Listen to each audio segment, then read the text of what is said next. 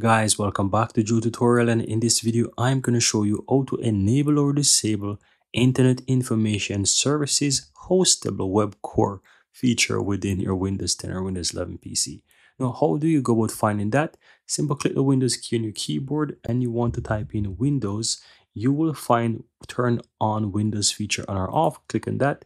Now from here within the list, you'll find quite a lot of features and you will see the Internet Information Service Hostable Web Core. So if you want that, check this box and click on OK.